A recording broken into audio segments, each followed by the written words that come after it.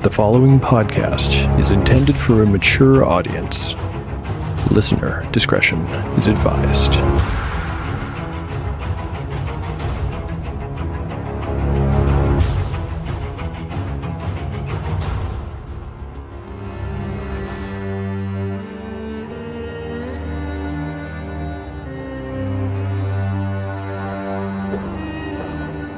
Welcome back to Tale of the Manticore. Like the creature from which it takes its name, Tale of the Manticore is a mashup, a crossbreeding between two different species of storytelling. Here you will find the unpredictability of old-school paper and dice games with the storycraft of a dark fantasy novel. No character is sacred, and no character will be spared if the dice decide their fate is at hand. The dice determine all. According to lore, the tale of a manticore is barbed with cruel iron spikes. There will be much pain in the days ahead.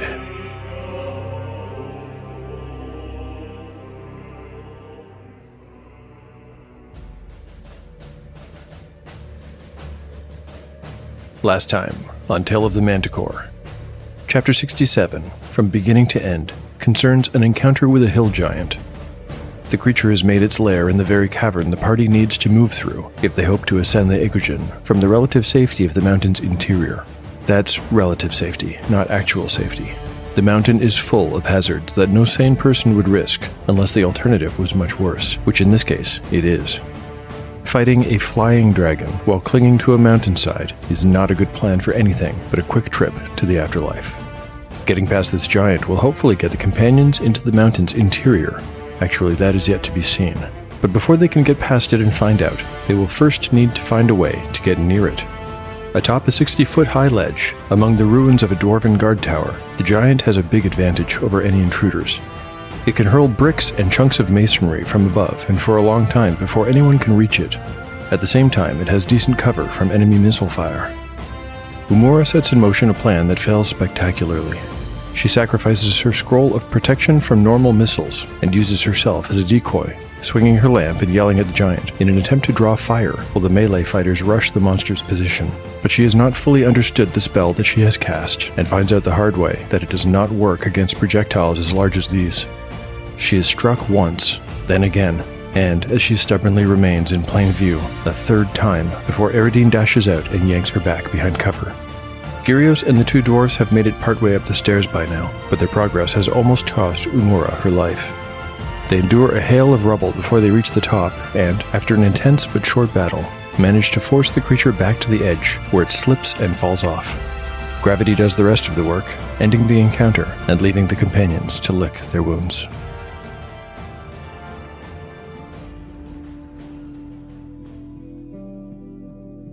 Chapter 68. Part 1. Day 98. Early evening. Party status. Harl. 28 of 34 hit points. Gyrios. 22 of 37. Agojen. 20 of 20. Umura. 12 of 25, having been healed by Gyrios for 10 hit points with 2 Cure Light Wounds spells. Roland Daz. 17 of 17. Spells available. Umura has memorized Hold Portal, Charm Person, Levitate, Knock, Lightning Bolt, and Water Breathing. Gyrios has prayed for Resist Fire, Speak with Animals, Striking, and Create Water. The door was easy enough to see, but getting through it was a slightly more difficult matter. Several hours of work were required for Harl and Daz to move enough rubble to allow it to be opened. It was just as well. Umura needed the time to rest.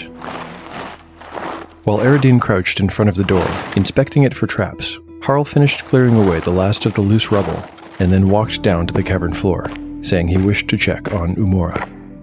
Daz followed him down the stairs, but instead of moving toward the giant stalagmite, he went the other way, in order to examine the giant's body.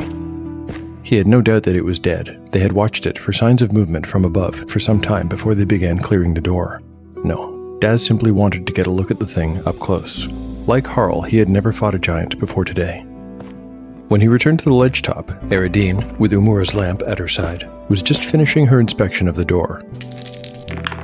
She waved a hand and shook her head, indicating that she had not found any traps. Well, that's good news, said Daz. Oh, here, I managed to retrieve these. They are very well made. Daz passed Eridine 2 elven arrows that he had pulled from the giant's corpse. The other one broke in the fall. Eridine nodded her thanks and replaced the blood-stained arrows in her quiver. The top of Harl's head appeared at the staircase, and then the dwarf was walking their way. Try the door, he said as he arrived. Daz kicked a stray piece of debris out of the way and yanked on it. It didn't budge. Stuck, he said. Eridine shook her head and pointed at the keyhole with a wry smile. Locked? Oh, for the love of gold, complained Harl. I had hoped to be halfway up the mountain by now. Perhaps we can find a key in all this mess, suggested Daz, waving his hand vaguely at the ruined tower. But there was nothing significant to find here. No skeletons, no weapons left behind by the guards who once patrolled the place. Some of the old equipment had been taken away. Anything else had been claimed by the passage of almost 9 centuries. There won't be any key. Look, it's clear that no guards remained here after the door was locked. They either all went back inside or they all left. Do you think Blacknail let his people out by this door? Daz asked reverently. I don't know. Unlikely, but anything's possible, I suppose. By now, Eridine had reopened her wallet containing her thieves' tools and was working intently on the lock.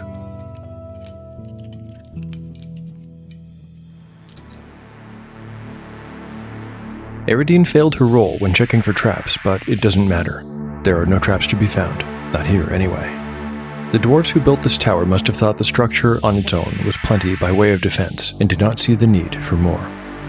Our rogue now has a little experience with dwarven locks, having worked on one in Grithwhip's secret work area. I wonder if she might succeed this time. She has a 45% chance to pick this lock. I've got a 25. Oh, I see Gyrios is bringing Umura, said Harl, looking down from the ledge and seeing the limping sorceress. She was supporting herself on the cleric's shoulder, ascending the stairs slowly. Eridine, perhaps she might be able to... Eridine looked over her shoulder at the dwarf, her eyebrows raised in question. Never mind. The young rogue stood straight up and stretched. She had been in the same position for half an hour, and her muscles were stiff. As Umura and Gyrios crested the rise, Daz swallowed hard. The sorceress's small white dress, visible under her cloak, was stained dark red with blood. Are you going to be all right? He asked, thinking of the potion of healing in his pouch. Thanks to Gyrios, I'll live, she replied. Harl, open the door. Chapter 68, Part 2. Day 98. Early evening. Party status. The party status is unchanged. Beyond the door, they had found a featureless hallway, and they'd taken it, letting the door swing shut behind them.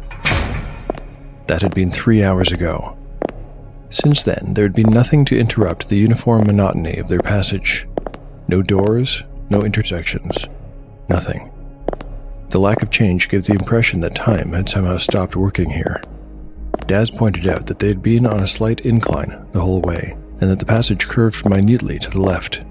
Both observations were correct, and perhaps if they had a light that was bright enough, they would have been obvious to the humans as well. Eridine did not expect the Agojen to offer many pleasant surprises, but she was almost relieved when she saw, up ahead, the hallway finally coming to an end. But it wasn't a dead end. The wall facing them featured a set of rusted iron rungs that led up into a shaft and out of sight. Gyrios looked at them doubtfully. These are badly rusted. Do you think they'll hold? Harl put a gauntleted hand on the closest one and tried to wrench it downward. It didn't budge. Looks pretty good to me, he replied. The Agojenites were the best builders the world has ever known. Gyrios was ready to protest, but Eridine gently pushed him out of the way and began climbing. A few rusted flakes came floating down after her, but the iron rungs held. After a few minutes, they could hear a muffled banging from up above. Umura was holding her lantern and shining it up into the shaft, but the light did not reach to the top. Eridine had been swallowed by the darkness.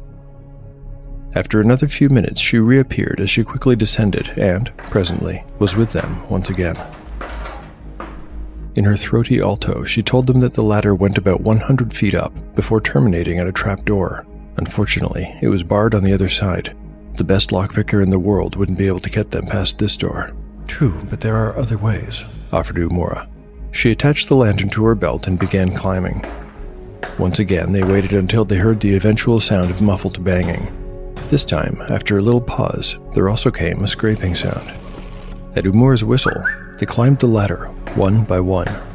Daz came last. He ascended into a chamber, 40 by 40 feet square, with cobblestone walls and floor, and the trapdoor in the middle. There were some empty barrels and crates that might once have held water and sundry supplies. Clearly, this had been a storage room. A single stone door offered the only other exit. He saw that, as Aradine had guessed, the trapdoor had been barred, but somehow the bar had been removed. How did you... Umura gave a weak smile in return. This one is full of surprises, said Harl. And I suppose we now know for sure that the Agojenites did not leave this way. How does that door look, Aradine? Aradine nodded, put her tools away, and stood to the side while Harl approached the door and gave it a push. This one was heavy, but unlocked. It opened without too much difficulty. As soon as it was, a cool gust of air entered the chamber carrying the scent of water. It made a low moaning sound as it traveled down another long and straight corridor, much like the previous one. Because it would be too narrow to walk two abreast, they took the following order. Harl first, then Daz, followed by Umura, now holding her lantern in her hands, then Aradine, with Gyrios bringing up the rear. Minutes went by as they walked. The air grew cold, then damp, too. After a time, the walls became glossy with moisture, and lichens could be seen growing on the walls and ceiling. Just a few at first, but then more and more until they covered half the stone surface. Now there was a constant hissing sound coming from up ahead. Aradine shivered involuntarily, and Gyrios put a hand on her shoulder. The hall opened into a huge empty space at a ledge that ringed half the circumference of a deep, deep chasm in a semicircle. By now, what had begun as a hissing sound had become a full roar. The source of it was right before their eyes, and it was spectacular. Mazagos breath, intoned Gyrios. I had no idea things like this even existed. Yes, it is. Most impressive. Most impressive indeed, Gyrios, Harl agreed, without taking his eyes off it. The five of them were staring, goggle-eyed, at a massive subterranean waterfall that began some 200 feet above them and fell a similar distance into the chasm below, which was filled with clouds and tendrils of cool, spiraling mist. You can feel the sheer power of the water, Umura commented. She had replaced the lantern on her belt and was looking up at the cataract source with her fingers steepled under her chin. An onlooker might have thought she was praying. Although the ledge was slick and narrow, by moving slowly and in single file, they managed to navigate it to where it disappeared behind the thundering fall of water. Here, previously hidden from view, they found another problem. A small portcullis, sized for a dwarf and closed, marked the place where the ledge ended. But a potential solution was here too. A large slot, 2 feet wide, 10 feet tall and deep, had been cut into the cavern wall. Inside it was what looked like a water wheel. On each side, an axle rested perfectly in a divot in an upward-sloping groove. Hanging out the bottom of the slot and coiled in a heap on the ledge was a chain that Harl knew was made of copper, not iron. He could tell by the green patina. Iron would have showed rust. A similar chain, twice as thick, banded the protruding flanges of the water wheel, with each link fitted into a kind of peg. There was a lever attached to the stone right behind the slot, just to the left. Harl had to yell to be heard over the roar of the falling water. This lever will release the wheel! Is that really a good idea? Gyrios shouted back. Harl pointed at the heavy portcullis. Even with Daz's help, there was no way they would be able to lift it. It's my only idea! Everyone, get on this side! The companions all shuffled to the portcullis side of the apparatus. Harl pulled the lever. It resisted at first, enough that he feared the passing centuries might have welded it in position. But with a little extra effort, it grated into the down position. There was a loud click, loud enough to be heard over the waterfall, and then a rumble as the thick wheel slid down its track, vibrating the very wall as it came.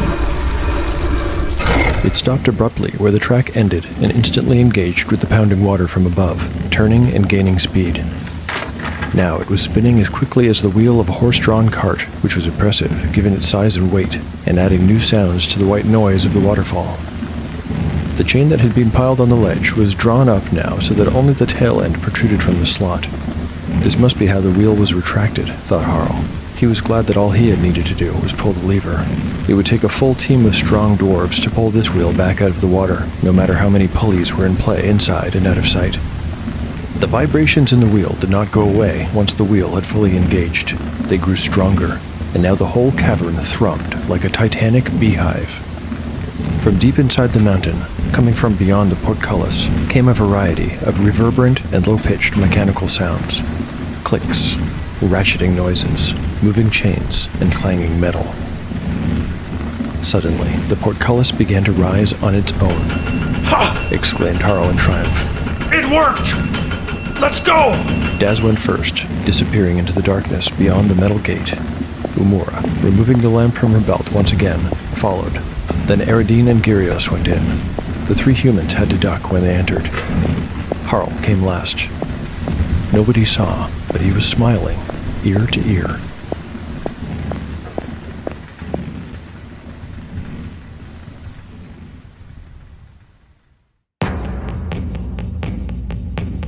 What happens when you take 5 newbies to D&D and put them in an actual play podcast?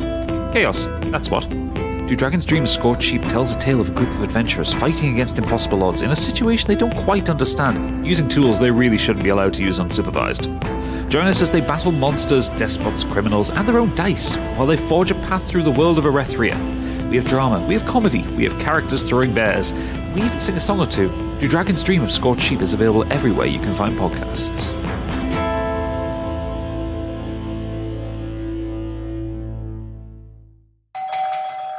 Hey friends, it's 2022 and most of us like to keep to ourselves, right? But have you ever thought what may be going on next door? What's with the Neighbors is a true crime and paranormal podcast with a hint of neighborhood drama. Tune in every Sunday with Bree and Amy and all things spooky wherever you get your podcasts. And check us out on all social media platforms at WWTN Podcast. That's What's with the Neighbors on all streaming platforms and at WWTN Podcast. Have you checked in on the Neighbors? What's with the Neighbors?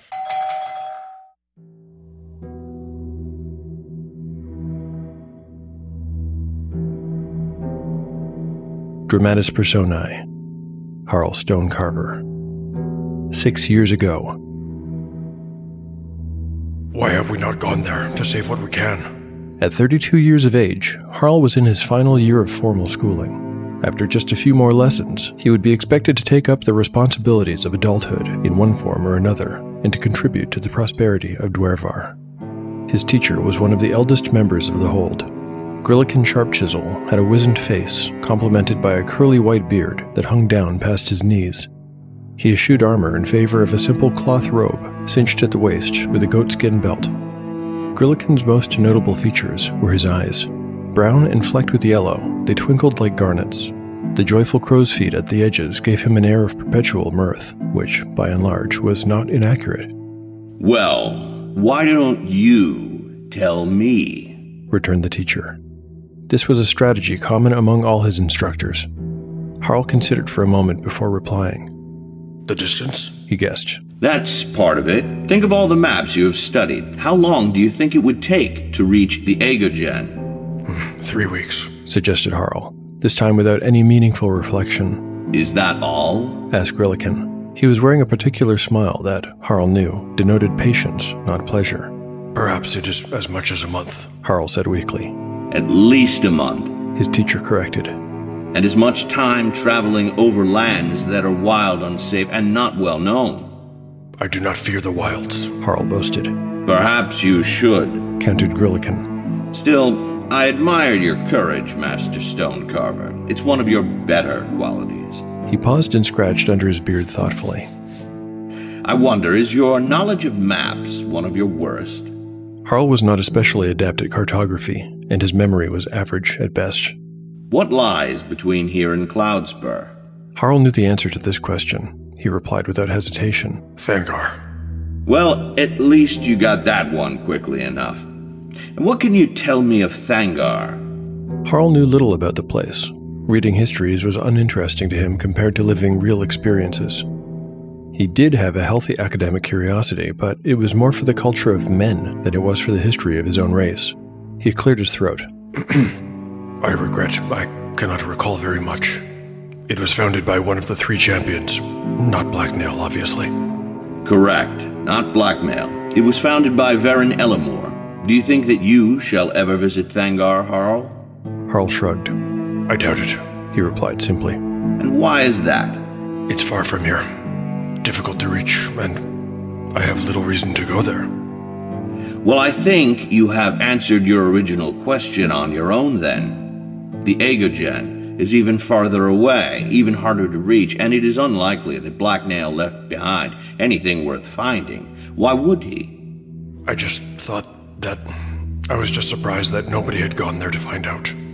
At the top of the cloud spur where the fortress once stood, there is only ruin. The fire lizard saw to that.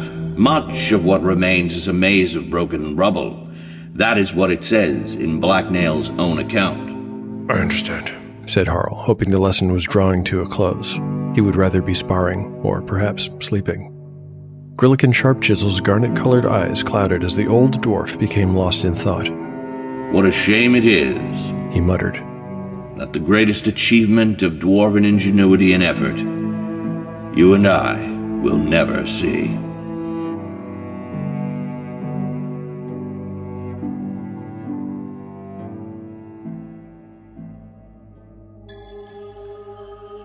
Chapter 68, Part 3.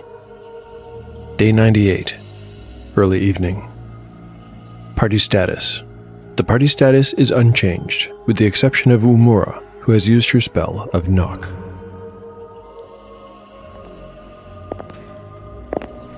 Gyrios, Umura, and Eridine were all privately grateful that the height of the hall ceiling did not match the size of the portcullis.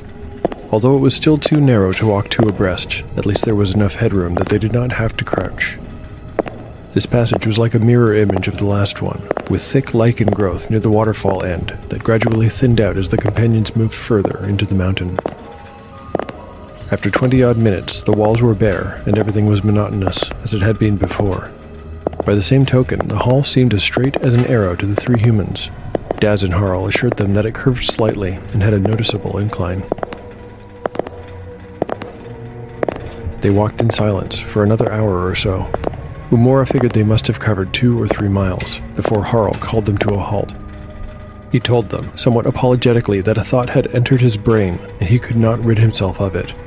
He explained that his mind had wandered to the memory of the burnt marks left by the exploding glyphs in Blacknail's vault. That had been in a passage not unlike this one. Given that they were essentially in a service tunnel, he thought it unlikely for there to be any traps. But the idea had become a burr in his mind, and he decided to call a halt every 15 minutes so he and Daz could check for traps.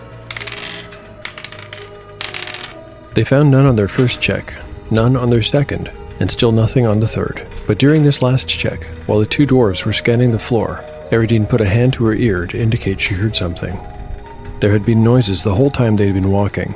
At first, the sound of the waterfall and the water wheel that grew dimmer as they penetrated deeper into the mountain. Those sounds had been replaced by an increasing volume of mechanical noises of all kinds. Eridine shook her head when Harl asked if it was possibly just some new metallic thump or knell. She motioned for them to all be still while she concentrated, trying to sort out the new sound from the others. Although I rolled for the dwarves 3 checks as they looked for traps, I really needn't have. There were no traps to be found, not here at any rate. Their reasoning that trapping a service tunnel did not make much sense was correct. As for Eridine, she would swear she heard something that didn't fit here, and she is rarely mistaken. Let's see if she can figure out what it is that she has perceived. Her thief's special hear noise skill will be successful on a roll of 1 to 3 on a d6. The roll. Okay, I've got a 6.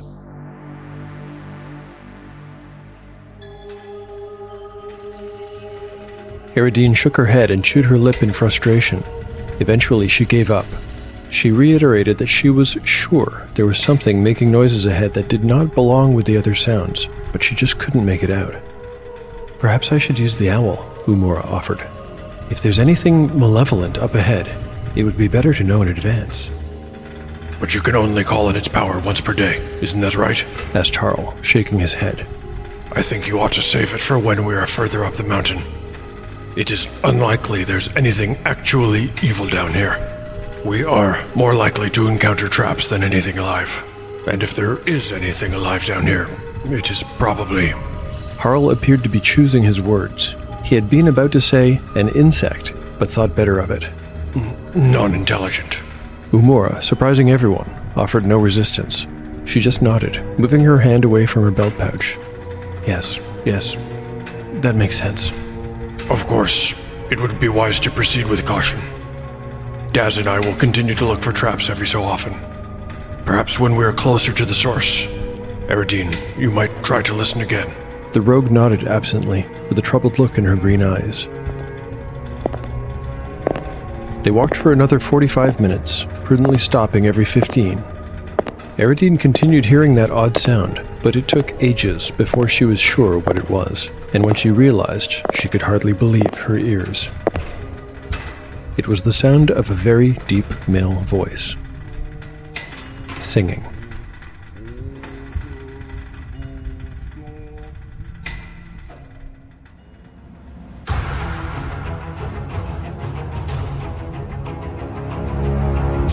Thank you for listening to Tale of the Manticore.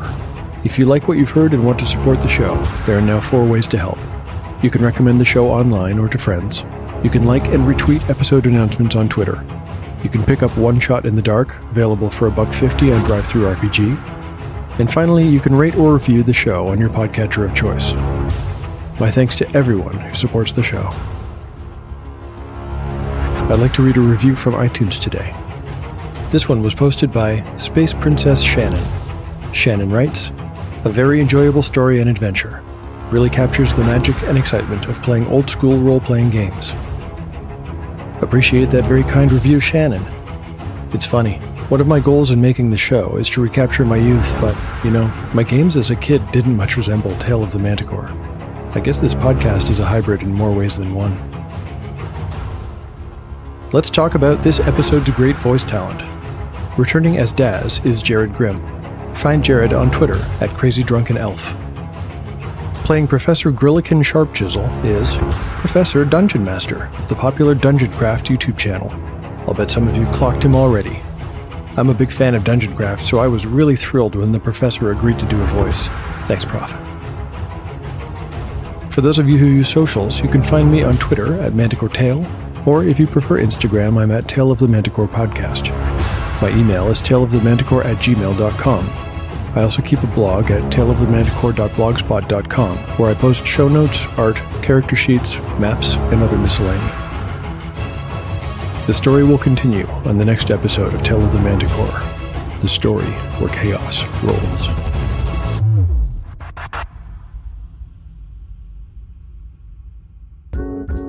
Hi, my name's Ruin Ortega, one of the hosts of Cantrips and Coffee. We love tabletop games. We love them so much that we can't stop talking about them or playing them. The trouble is that there's so many to choose from. Now, we could stop and just play the big one, the one that everybody plays, but life is meant for more than just one game for the rest of our lives, isn't it? That's why we're determined to play the best ones. We want to know which are worth our money and which we should probably just skip. Am I close enough to any of the other survivors to reach someone's, leg? Yes. Can I crush that person's leg? Yes! Okay, let's... Carl is suddenly looking for a new mentor to be side to. This isn't surprising. When you first did it, I was like, yeah, we got this. We've just been too timid. We have been too scared to touch anything. He's gonna go through, it's gonna be good. Oh, he's dead. Join us for brand new episodes weekly on Cantrips and Coffee.